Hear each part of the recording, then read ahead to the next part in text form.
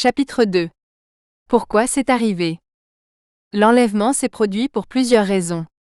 En voici quelques-uns, pour vous aider à comprendre rapidement. Je l'expliquerai en détail plus tard dans ce livre.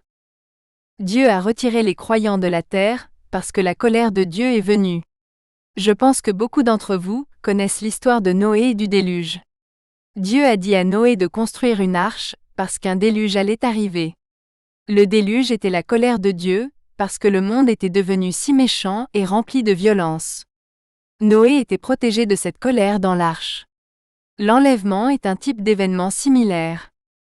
Dieu dit à Noé, « Je ferai disparaître toute chair, car la terre est remplie de violence à cause d'eux.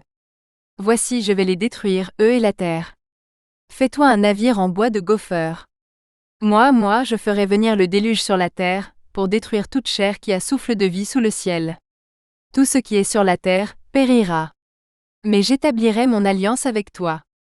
Tu monteras dans le navire, toi, tes fils, ta femme, et les femmes de tes fils avec toi. » Genèse 6, 13 à 14, 17 à 18. La colère de Dieu n'est pas destinée aux croyants. Noé en a été protégé, et les personnes qui ont été enlevées en sont désormais protégées. Dans ces deux versets, nous fait référence aux croyants. Des gens qui ont placé leur foi en Jésus. Jésus, qui nous délivre de la colère à venir. 1 Thessaloniciens 1, 10.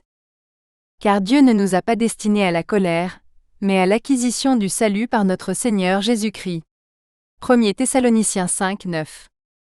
Une autre raison pour laquelle l'enlèvement s'est produit, est que Dieu veut que tout le monde soit sauvé. Dieu notre Sauveur, qui veut que tous les hommes soient sauvés et parviennent à la connaissance de la vérité. 1 Timothée 2, 3 à 4.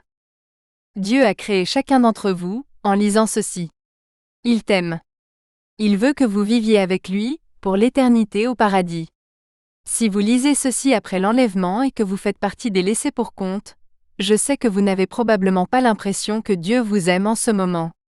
Sachez qu'il le fait très certainement. Ces Écritures nous disent que Dieu nous aime tellement, qu'il a envoyé son Fils Jésus mourir pour nous. En fait, il a envoyé Jésus mourir pour vous il y a des milliers d'années, sachant que vous alliez être un pécheur. Dieu n'a pas montré cet acte d'amour pour vous, une fois que vous avez nettoyé votre vie, que vous avez moins péché, que vous avez commencé à aller à l'église, etc. Non. C'est parce que l'amour de Dieu est inconditionnel. Par là, l'amour de Dieu a été révélé en nous. Dieu a envoyé son Fils unique dans le monde, afin que nous vivions par lui. Et cet amour consiste non pas en ce que nous avons aimé Dieu, mais en ce qu'il nous a aimés et a envoyé son Fils comme victime expiatoire pour nos péchés. Nous l'aimons, parce qu'il nous a aimés le premier. 1 Jean 4, 9 à 10, 19. Mais Dieu prouve son amour envers nous, en ce que lorsque nous étions encore des pécheurs, Christ est mort pour nous. Romains 5, 8.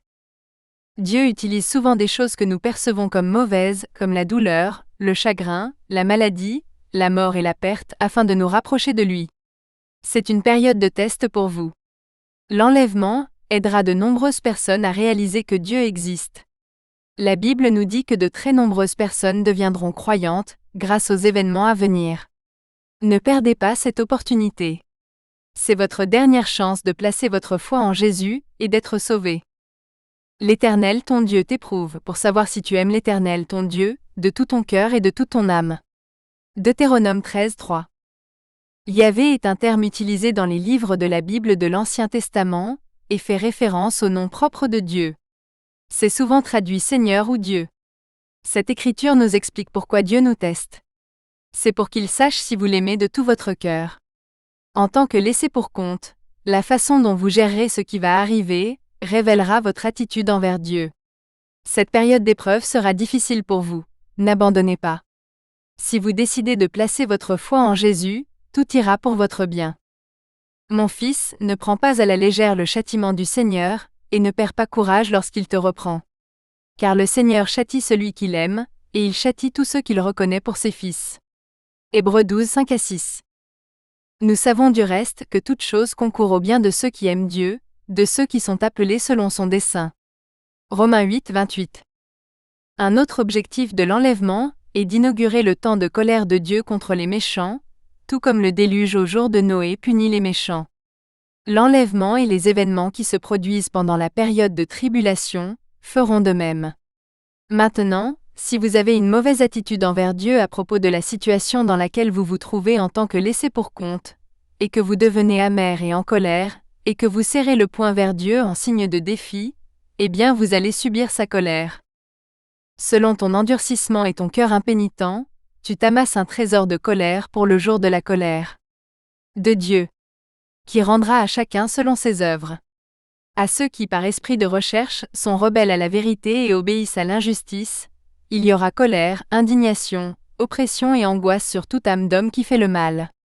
Romains 2, 5 à 6, 8 à 9.